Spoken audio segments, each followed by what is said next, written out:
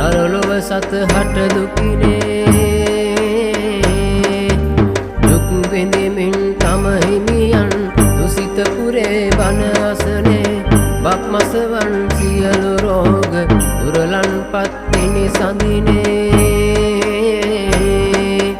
අසන් දෙවිඳු මණ්ඩ කියන දුක් බෝවිය සැම සතහට නිසංසලේ බුදු වන්නට සැම සතහට කරුණා කොට